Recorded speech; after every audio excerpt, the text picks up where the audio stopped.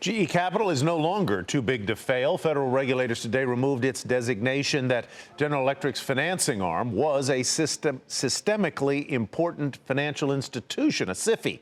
And that's a label that comes with stricter regulation, and it comes at a cost. Shares of General Electric up about 2% on the session. Mary Thompson now with more on why losing the title is so important to the likes of GE.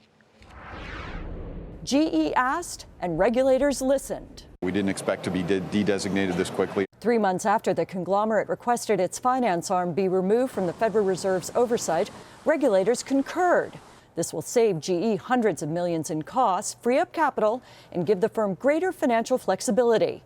Here's analyst Dean Drey. So the 3 areas for redeploying the additional capital, buybacks, and you'll see some dividend growth, and then M&A. And M&A, it's just really going to be the best use of capital, highest returns at that time. Once the source of over half of the company's profits, GE Capital nearly brought the conglomerate to its knees during the financial crisis.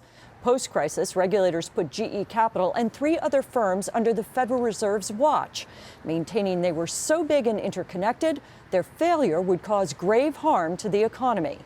GE's parent chafed under the added oversight and last April launched an aggressive plan to shrink the finance business and remove its systemically important designation. Here's GE Capital's CEO, Keith Sharon. In April last year, we announced the strategic change for GE Capital. And over the last 15 months, we basically executed what we called Project Hubble. It's involved reaching sales agreements on more than $300 billion of assets, including the Synchrony split-off. The split of the domestic credit card business and GE Capital's smaller size among the reasons cited by regulators in giving the okay to remove the systemically important label.